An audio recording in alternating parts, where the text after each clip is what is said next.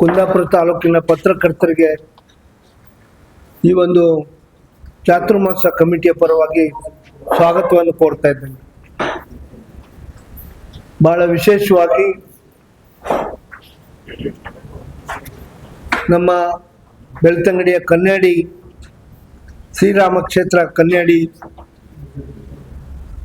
ನಮ್ಮ ಪೂಜ್ಯ ಗುರುಗಳಾದ ಶ್ರೀ ಶ್ರೀ ಬ್ರಹ್ಮಾನಂದ ಸರಸ್ವತಿ ಸ್ವಾಮೀಜಿಯವರ ಚಾತುರ್ಮಾಸ ವ್ರತಾಚರಣೆಯ ಈ ಕಾರ್ಯಕ್ರಮಕ್ಕೆ ಬಹಳ ವಿಶೇಷವಾಗಿ ನಾರಾಯಣ ಗುರುವರ ಸಂದೇಶ, ಒಂದೇ ಜಾತಿ ಒಂದೇ ಧರ್ಮ ಒಂದೇ ದೇವರ ಅಡಿಯಲ್ಲಿ ಈ ಚಾತುರ್ಮಾಸಕ್ಕೆ ಸಾಕಷ್ಟು ದಿನದಿಂದ ಈ ಸಮಿತಿಯ ಅಧ್ಯಕ್ಷರಾಗಿ ಗುರುರಾಜ್ ಗಂಟಿಹೊಳ್ಳಿಯವರು ಮತ್ತು ಗೌರವ ಅಧ್ಯಕ್ಷರಾಗಿ ನಮ್ಮನ್ನು ಸ್ವಾಮೀಜಿಯವರು ನೇಮಕ ಮಾಡಿದ್ದಾರೆ. ಬಹಳ ವಿಶೇಷವಾಗಿ 29ನೇ ತಾರೀಕಿಂದ ಪ್ರಾರಂಭ ಆದಂದು 14/9/2026 ತನಕ 48 ದಿನ ಈ ಚಾತುರ್ಮಾಸ ವ್ರತಾಚರಣೆ ನಡೀತಾ ಇದೆ. ಇದು ಸ್ಥಳ ಬಿಳಿಶಿಲೆ ವಿನಾಯಕ ದೇವಸ್ಥಾನ ಗೋಳಿಹೊಳೆಯಲ್ಲಿ. ಇವಾಗಲೇ ಅಲ್ಲಿ ಮಾಡುವುದು ನಿಶ್ಚಯ ಮಾಡಿದ್ದೇವೆ. ಅಲ್ಲಿ ಪೂರ್ವಭಾವಿ ತಯಾರಿಯನ್ನು ಅಲ್ಲಿ ರೆಡಿ ಆಗ್ತಿದೆ. 29ನೇ ತಾರೀಕಿನ ಪ್ರಾರಂಭ ಆದಂದು 14/9/2026 ನಡೀತಾ ಇದೆ. ನಾಲ್ಗುರುವರ ಸಂದೇಶ ಏನಿದೆ, ಒಂದೇ ಜಾತಿ ಒಂದೇ ಧರ್ಮ ಒಂದೇ ದೇವರು ಅನ್ನುವ ಅಡಿಯಲ್ಲಿ ಈ ವ್ರತಾಚರಣೆಯನ್ನು ನಾವು ಮಾಡ್ತಾ ಇದ್ದೇವೆ. ಬರೇ ಬಿಲ್ಲವ ಸಮಾಜದ ಸ್ವಾಮಿ ಆದರೂ ಸಹ, ಆದರೆ ನಾಲ್ಗುರುವರ ತತ್ವ ಸಿದ್ಧಾಂತ ಏನಿದೆ ಅದರ ಅಡಿಯಲ್ಲಿ ಎಲ್ಲ ವರ್ಗದ ಜನರಿಗೂ ಸಹ ಈ ಚಾತುರ್ಮಾಸ ವ್ರತಾಚರಣೆ ಬಗ್ಗೆ ಮಾಹಿತಿಯನ್ನು ಕೊಟ್ಟಿದ್ದೇವೆ. ಎಲ್ಲ ವರ್ಗದ ಜನರನ್ನ ಸೇರಿ ಗುರುರಾಜ್ ಗಂಟಿಹೊಳ್ಳಿಯವರು ಸಮಿತಿಯನ್ನು ಇವಾಗಲೇ ಮಾಡಿದ್ದಾರೆ. 48 ದಿನಗಳ ಈ ವ್ರತಾಚರಣೆ ಬಹಳ ಅರ್ಥಪೂರ್ಣವಾಗಿ ಇವಾಗಲೇ ಅವರು ತಯಾರಿ ಮಾಡಿಕೊಂಡಿದ್ದೇವೆ. ಬಿಲ್ಲವ ಸಂಘ ಕುಂದಾಪುರ, ಬಿಲ್ಲವ ಸಂಘ ಬೈಂದೂರು ವಲಯ ಎರಡೂ ಸಂಘಟನೆಗಳು ಕುಂದಾಪುರದಲ್ಲಿ ಅಶೋಕ್ ಬೀಜಾಡಿ ನೇತೃತ್ವದಲ್ಲಿ, ಬೈಂದೂರು ಗಣೇಶ್ ಪೂಜಾರಿ ನೇತೃತ್ವದಲ್ಲಿ ಅವರಿಗೆ ಸಹಕಾರವನ್ನು ಕೊಡುವುದ್ರ ಮೂಲಕ ಗುರುರಾಜ್ ಗಂಟಿಹೊಳ್ಳಿ ಅಧ್ಯಕ್ಷತೆಯಲ್ಲಿ ಸಾಕಷ್ಟು ಸಭೆಗಳನ್ನು ಅವರು ಮಾಡಿದ್ದಾರೆ. ಸಮಿತಿಯನ್ನು ರಚನೆ ಆಗಿದೆ. 48 ದಿನವೂ ಸಹ ಜನರನ್ನ ಅಲ್ಲಿ ಬರಲಿಕ್ಕೋಸ್ಕರ ಮತ್ತು ಪಾದ ಪೂಜೆಗೆ ಅವಕಾಶವನ್ನು ಕಲ್ಪಿಸಿಕೊಡಲಾಗಿದೆ. ನಾವು ಇವತ್ತು ಈ ಪತ್ರಿಕಾಗೋಷ್ಠಿಯ ಮೂಲ ಉದ್ದೇಶ ಇಷ್ಟೇ. ಇದು ಬಿಲ್ಲವ ಸಮಾಜಕ್ಕೆ ಸೀಮಿತವಾದಂಥ ಚಾತುರ್ಮಾಸ ಅಲ್ಲ. ಎಲ್ಲ ವರ್ಗದ ಜನರಿಗೆ, ಹಿಂದುಳಿದ ವರ್ಗದ, ವಿಶೇಷವಾಗಿ ಹಿಂದುಳಿದ ವರ್ಗದ ಜನರಿಗೆ ಈ ಚಾತುರ್ಮಾಸದ ಧಾರ್ಮಿಕ ಭಾವನೆಗಳನ್ನು ಮನದಟ್ಟು ಮಾಡ್ತಕ್ಕಂಥದ್ದು ಮೊತ್ತ ಮೊದಲ ಬಾರಿಗೆ ಬೈಂದೂರು ಭಾಗದಲ್ಲಿ ಇವತ್ತು ಹಮ್ಮಿಕೊಂಡಿದ್ದೇವೆ. ಮಾಂಕಳ ವೈದ್ಯರು ಸಚಿವರಿದ್ದಂಥ ಸಂದರ್ಭದಲ್ಲಿ ಶಾಸಕರು ಗುರುರಾಜ್ ಗಂಟಿಹೊಳ್ಳಿಗೆ ಮತ್ತು ನಮಗೆ ಈ ಚಾತುರ್ಮಾಸವನ್ನು ಮೊದಲು ಉತ್ತರ ಕರ್ನಾಟಕ ಜಿಲ್ಲೆಯಲ್ಲಿ ನಾವು ಮಾಡ್ಕೊಂಡು ಬಂದಿದ್ದೇವೆ. ನೀವು ಉಡುಪಿ ಜಿಲ್ಲೆಯಲ್ಲಿ ಮೊತ್ತ ಮೊದಲು ಬೈಂದೂರು ಕ್ಷೇತ್ರದಲ್ಲಿ ಇದನ್ನು ಜವಾಬ್ದಾರಿ ವಹಿಸ್ಕೊಳ್ಬೇಕಂತ ಹೇಳಿದಾಗ ಗಂಟಿಹೊಳ್ಳಿಯವರು ಒಪ್ಕೊಂಡು ನಾವು ಸಹ ಅದಕ್ಕೆ ಸಹಮತ ಕೊಟ್ಟು ಈ ಕಾರ್ಯಕ್ರಮಕ್ಕೆ ನಾವು ತಯಾರಿ ಮಾಡಿದ್ದೇವೆ. ನಮಗೆ ಮೊದಲು ಹೆದರಿಕೆ ಇತ್ತು, ಆದರೆ ಇವತ್ತು ಭಾಳ ವಿಶೇಷವಾಗಿ ಸಾಕಷ್ಟು ಬೆಂಗಳೂರಿನಿಂದ ಫೋನ್ ಬಂದಿದೆ. ಗಂಟಿಹೊಳ್ಳಿಯವರು ಅಲ್ಲಿ ತಯಾರಿ ಮೀಟಿಂಗನ್ನು ಇಟ್ಟಿದ್ದಾರೆ. ಅಲ್ಲಿಯೂ ಸಹ ಆ ಭಾಗದ ಜನ, ಈ ಉಡುಪಿ ಜಿಲ್ಲೆಯಲ್ಲಿರ್ತಕ್ಕಂಥ ಜನ ಈ ಚಾತುರ್ಮಾಸಕ್ಕೆ ಒಂದೊಂದು ದಿನ ಭಾಗವಹಿಸಲಿಕ್ಕೆ ಯೋಜನೆಗಳನ್ನು ರೂಪಿಸಿಕೊಂಡಿದ್ದಾರೆ. ಇವತ್ತು ಸಹ ಒಂದು ಸಭೆ ಅಲ್ಲಿ ಪೂರ್ವ ತಯಾರಿ ಸಭೆ ಇವತ್ತು ಅಲ್ಲಿದೆ. ಆದ್ರಿಂದ ನಾನು ಉಡುಪಿ ಜಿಲ್ಲೆಯ ಸಮಸ್ತ ಹಿಂದುಳಿದ ವರ್ಗ ಮತ್ತು ಬಿಲ್ಲವ ಸಮಾಜದವರಿಗೆ ನನ್ನ ವಿನಂತಿ ಇಷ್ಟೇ, ಇದು ಹಿಂದುಳಿದ ವರ್ಗದ ಸ್ವಾಮಿಗಳ ಮೊದಲ ಚಾತುರ್ಮಾಸ ಉಡುಪಿ ಜಿಲ್ಲೆಯಲ್ಲಿ. ಸಾಕಷ್ಟು ಉಡುಪಿ ಜಿಲ್ಲೆಯ ಜನ ಈ ಕಾರ್ಯಕ್ರಮಕ್ಕೆ ಭಾಗವಹಿಸುವ ಮೂಲಕ ನಾವೆಲ್ಲ ಒಂದೇ ಜಾತಿ ಒಂದೇ ಧರ್ಮ ಒಂದೇ ದೇವರು ಅನ್ನುವ ಸಂದೇಶಕ್ಕೆ ಕನ್ಯಾಡಿ ರಾಮಕ್ಷೇತ್ರದ ಸ್ವಾಮೀಜಿಯವರ ಶ್ರೀ ಶ್ರೀ ಬ್ರಹ್ಮಾನಂದ ಸರಸ್ವತಿ ಸ್ವಾಮೀಜಿಯವರ ಈ ಚಾತುರ್ಮಾಸ ಕಾರ್ಯಕ್ರಮ ಯಶಸ್ವಿ ಆಗಲಿಕ್ಕೆ ಸಂಪೂರ್ಣವಾಗಿ ಸಹಕಾರ ಕೊಡಬೇಕಂತ ವಿನಂತಿ ಮಾಡ್ತಾ ಇದ್ದಾರೆ. ತಾವು ಪತ್ರಿಕೆಯವರು ಇದಕ್ಕೆ ಹೆಚ್ಚಿನ ಬೆಂಬಲವನ್ನು ಕೊಟ್ಟಿದ್ದೀರಿ, ಮುಂದೆ ಸಹ ಕೊಡಬೇಕಂತ ತಮ್ಮ ಹತ್ರ ವಿನಂತಿ ಮಾಡ್ತಾ ಇದ್ದೇನೆ. ಭಾನುವಾರ ನಾವು 3 ಗಂಟೆಗೆ ಪುನಃ ನಮ್ಮ ಕಟ್ಟುಬೆಲ್ತೂರು ನಮ್ಮ ಮನೆಯಲ್ಲಿ ಕುಂದಾಪುರ ಮತ್ತು ಬೈಂದೂರು ಅನೇಕ ಮುಖಂಡಗಳನ್ನು ನಾವು ಗಂಟಿಹೊಳೆಯವರು ಭಾಗವಹಿಸಲಿಕ್ಕಿದ್ದಾರೆ. ನಾವು ಸಭೆ ಕರೆದಿದ್ದೇವೆ. ಆ ಸಭೆಯ ನಂತರ ನಾವು ಮತ್ತೆ 29ಕ್ಕೆ ಮತ್ತೆ ಸಭೆಯನ್ನು ಮಾಡೋಕ್ಕೆ ನಾವು ತೀರ್ಮಾನ ಇಲ್ಲ. ಕೊನೆಯ ಸಭೆ ಅದಾದಮೇಲೆ ಚಾತುರ್ಮಾಸಕ್ಕೆ ತಯಾರಿಗಳನ್ನು ನಾವು ಅಲ್ಲಿ ಹೋಳಿಯಲ್ಲಿ ಇದ್ದು ಈ ಚಾತುರ್ಮಾಸ ಯಶಸ್ವಿ ಆಗಲಿಕ್ಕೆ ಎಲ್ಲ ಪ್ರಯತ್ನಗಳನ್ನು ನಾವು ಸಾರ್ವಜನಿಕರು ಒಟ್ಟಿಗೆ ಆ ಕೆಲಸವನ್ನು ಮಾಡ್ತೇವೆ. ತಾವು 26 ಜನ ಕಾರ್ಯಕ್ರಮಕ್ಕೂ ಸಹ ಬಿಲ್ಲವ ಸಮಾಜದ ಎರಡೂ ಸಂಘಟನೆಗಳಿಗೆ ನಾವು ವಿನಂತಿ ಮಾಡ್ತಾ ಇದ್ದೇನೆ. ಆ ಸಭೆಗೆ ತಾವು ಬಂದು ಅವರಿಗೆ ಜವಾಬ್ದಾರಿಯನ್ನು ಹಂಚಿಕೊಟ್ಟಿದ್ದೇವೆ ಈಗವಾಗಲೇ. ಆದರೆ ಮತ್ತೆ ಕೊನೆಯದಾಗಿ ಅವರಿಗೆ ಒಂದು ಮಾಹಿತಿಗಳನ್ನು ಕೊಡುವಂಥ ಕೆಲಸಕ್ಕೆ ನಾವು ಸಭೆಯನ್ನು ಕರೆದಿದ್ದೇವೆ. ಎಲ್ರಿಗೂ ನಮಸ್ಕಾರ. ಈಗಾಗಲೇ ಹಿರಿಯರಾದ ಗೋಪಾಲ್ ಪೂಜಾರಿ ಅವರು ಕಾರ್ಯಕ್ರಮದ ಬಗ್ಗೆ ಸವಿಸ್ತಾರವಾಗಿ ಹೇಳಿದ್ದಾರೆ. ಕನ್ಯಾಡಿಯ ಶ್ರೀಗಳು ಬೈಂದೂರಿನಲ್ಲಿ ಉಡುಪಿ ಜಿಲ್ಲೆಯಲ್ಲೇ ಪ್ರಥಮ ಬಾರಿಗೆ ಚಾತುರ್ಮಾಸಕ್ಕೆ ಒಪ್ಪಿಕೊಂಡದ್ದು ನಮ್ಮೆಲ್ಲರ ಒಂದು ಯೋಗ.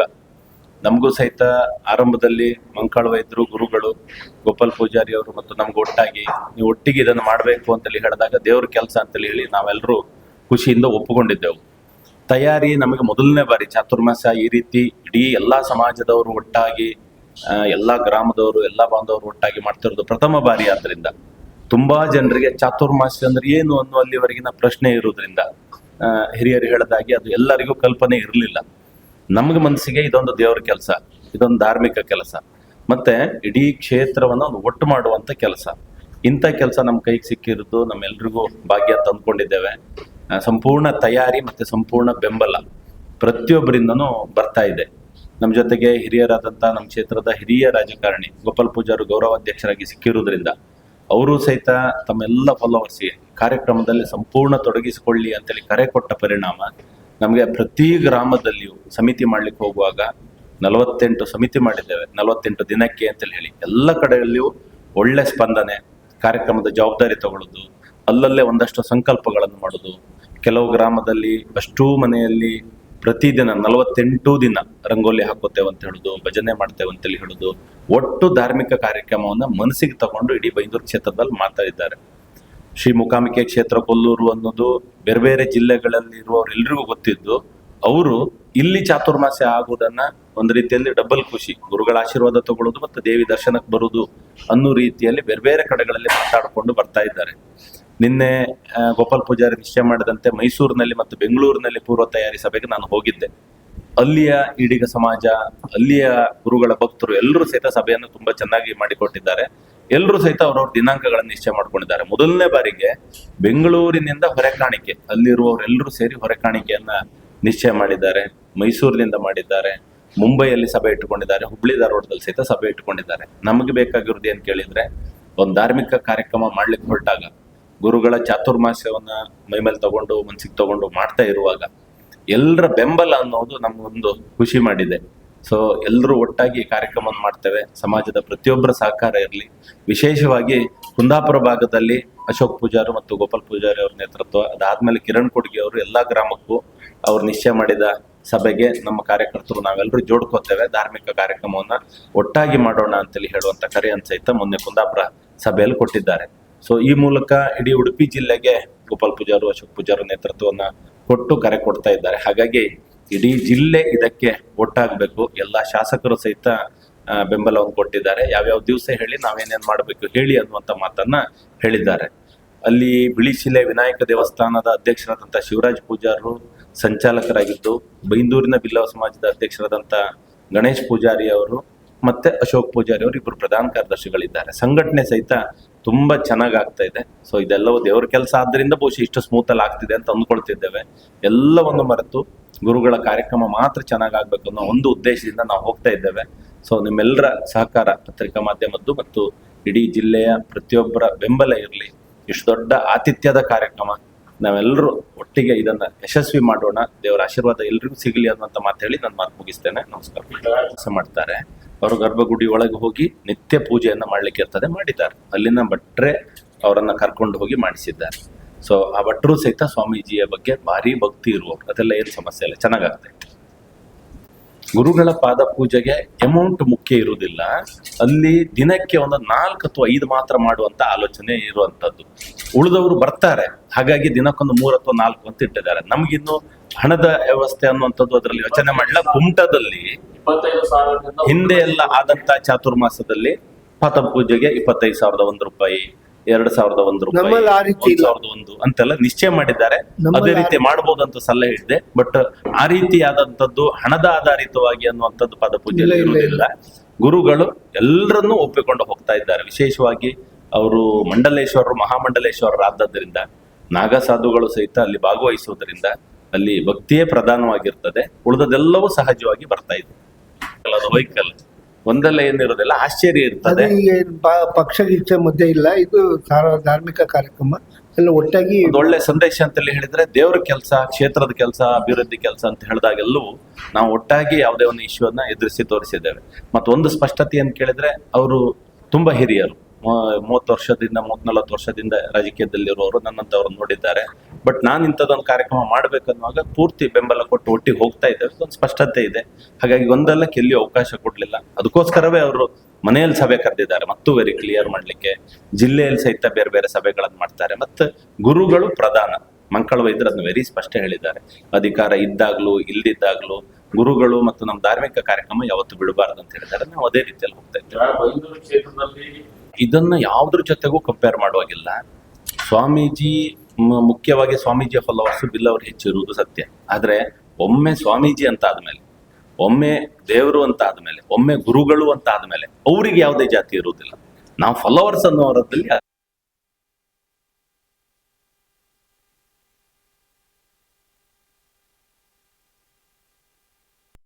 ತಗೊಂಡು ಹೋಗುವಂಥದ್ದು ಮಾಡಿದ್ದೇವೆ. ಮೊನ್ನೆ ಸರ್ವ ಜಾತಿಯ ಸಭೆ ಅಂತ ಮಾಡಿದ್ದೇವೆ. ಪ್ರತಿ ಸಮಾಜದವರು, ಅತಿ ಸಣ್ಣ ಸಮಾಜದಿಂದ ಹಿಡಿದು ಅತಿ ದೊಡ್ಡ ಸಮಾಜದವರೆಗೂ ಎಲ್ಲರೂ ಸಹಿತ ಬೈಂದೂರಿನಲ್ಲಿ ಚೆನ್ನಾಗಿ ಮಾಡ್ತಾ ಇದ್ದಾರೆ. ನಾವೆಲ್ಲರೂ ಇದ್ದೇವೆ. 1 ದಿವಸವೋ 2 ದಿವಸವೋ, 1 ವ್ಯವಸ್ಥೆಯೋ 2 ವ್ಯವಸ್ಥೆ, ನಮ್ಗೇನು ಹೇಳಿ ನಾವು ಮಾಡ್ತೇವೆ ಅಂತ ಹೇಳ್ತಾರೆ. ಇಷ್ಟೊಂದು ವಿಶಾಲವಾದಂಥ ಸ್ವಾಗತ ಸಿಕ್ಕಿರೋದು ನಮಗೆ ಖುಷಿ ಇದೆ. ಹಾಗೆ ಈ ಕಾರ್ಯಕ್ರಮವನ್ನು ಯಾವುದಕ್ಕೂ ಕಂಪೇರ್ ಮಾಡುವುದಿಲ್ಲ. ಅದಕ್ಕೋಸ್ಕರ ಹಿರಿಯರಾದ ಗೋಪಾಲ್ ಪೂಜಾರಿ ಗೌರವಾಧ್ಯಕ್ಷರಿದ್ದಾರೆ. ಶಾಸಕರ ನೆಲೆಯಲ್ಲಿ ನನ್ನನ್ನು ಅಧ್ಯಕ್ಷ ಮಾಡಿದ್ದಾರೆ. ಮತ್ತು ಎಲ್ಲ ಸಮಾಜದವರನ್ನು ಪ್ರತಿ ಗ್ರಾಮದಲ್ಲಿ ಹೋಗಿ ನೋಡಿದ್ರೆ ಆ ಊರಿನ ಮುಖಂಡರನ್ನು ಅಧ್ಯಕ್ಷ ಮಾಡಿದ್ದಾರೆ. ಯಾವ ಸಮಾಜ ಅಂತ ನೋಡಲೇ ಇಲ್ಲ, ಅಷ್ಟು ಚೆನ್ನಾಗಾಗ್ತಾ ಇದೆ. ಖರ್ಚು ವೆಚ್ಚಗಳನ್ನ ಹೇಗೆ ಭರಿಸ್ತಾರೆ ಇಷ್ಟು ದೊಡ್ಡ ಕಾರ್ಯಕ್ರಮ? ಈಗಾಗಲೇ ಕಳೆದ ವರ್ಷದ ನಮಗೆ ಎಲ್ಲವೂ ಹೊಸತಾದ್ರಿಂದ ಕಳೆದ ವರ್ಷದ ಕುಮಟದವರು ನಮ್ಮ ಬೆನ್ನಿಗೆ ಇದ್ದಾರೆ.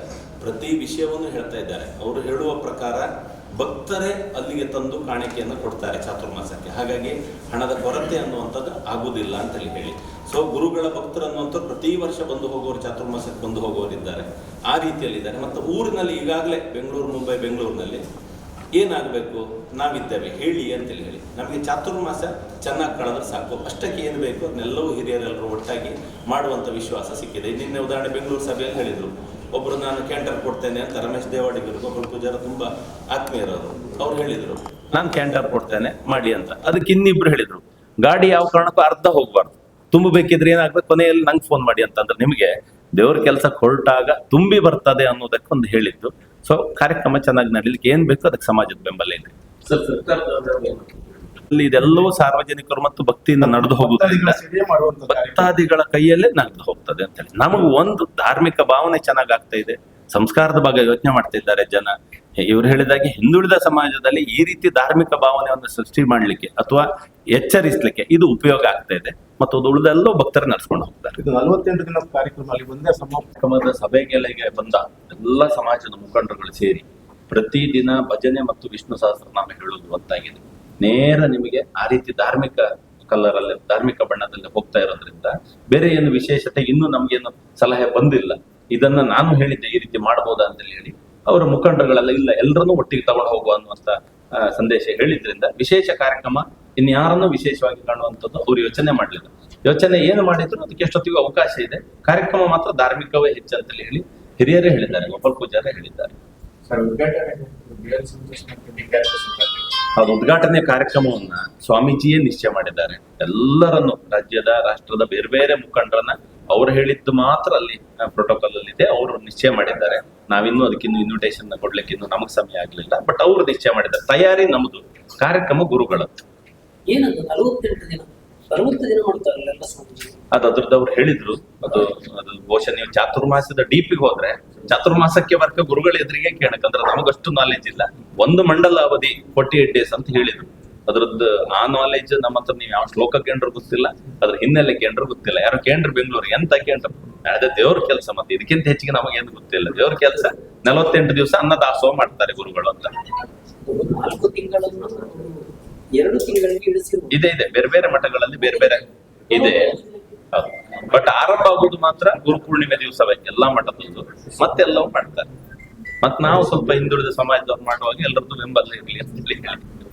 ಯಾಕೆ ನಾರಾಯಣ ಗುರುವ ತತ್ವಾದರ್ಶಗಳನ್ನ ಬಿಲ್ಲವ ಸಂಘ ಇಲ್ಲಿ ವ್ಯಕ್ತಪಡಿಸ್ತಾ ಇಲ್ಲ. ಬೈಂದೂರು ಮತ್ತೆ ಕುಂದಾಪುರ ಬಿಲ್ಲವ ಸಂಘ ಇಂಥ ಕಾರ್ಯಕ್ರಮಕ್ಕೆ ಭಾರಿ ಒತ್ತು ಕೊಡ್ತಾ ಇಲ್ಲ. ಲಾಸ್ಟ್ ಟೈಮ್ ನಿಮ್ಮ ಉಜ್ಜಾಣಿಯಿಂದ ಕಲ್ಯಾಣೋತ್ಸವ ಮಾಡಿ ಆ ಸಂಘಟನೆಯಿಂದ ಬಹುಶಃ ಅದನ್ನ ಅದೇ ಟೈಮ್ ಲೈನಲ್ಲಿ ಗುರುಗಳದ್ದು ನಾರಾಯಣ ಗುರುಗಳ ಸಂದೇಶವೇ ಇದೆ. ನಾರಾಯಣ ಗುರುಗಳ ತತ್ವವೇ ಆಚರಿಸಿಕೊಂಡಿದ್ದಾರೆ. ಗೋಪಾಲ್ ಪೂಜಾರಿ ಓದುವಾಗ್ಲೂ ಮೊದಲನೇ ಬಾರಿ ನಾರಾಯಣ ಗುರುಗಳ ತತ್ವವನ್ನೇ ಹೇಳಿದ್ರು. ನೀವು ಕೇಳಿದ್ದು ಅಲ್ಲಿ ಕಾರ್ಯಕ್ರಮ ಪೂರ್ತಿ ನಡೆಸಿ ಉಳಿದ ಮೊತ್ತವನ್ನ ಗುರುಗಳು ಅಯೋಧ್ಯೆಯಲ್ಲಿ ಮಠ ಕಟ್ತಾ ಇದ್ದಾರೆ. ಉಳಿದ ಅಷ್ಟು ದೇಣಿಗೆಯನ್ನ ಅಯೋಧ್ಯೆಗೆ ಕಳಿಸಿದ್ದಾರೆ. ನಮ್ದು ಹಿರಿಯರದೆಲ್ಲ ಅಷ್ಟೇ ನಿಶ್ಚಯ. ಕಮ್ಮಿ ಆದ್ರೆ ಗುರುಗಳ ಹತ್ರ ಕೇಳೋದು. ಮಠ ಆಗ್ತಾ ಇದೆ, ಮಠ ಆಗ್ತಾ ಇದೆ. ಅಯೋಧ್ಯೆಯಲ್ಲಿ ಕಟ್ತಾ ಇದ್ದಾರೆ, ಅದಕ್ಕೆ ಕೊಡ್ತಾ ಇದ್ದಾರೆ.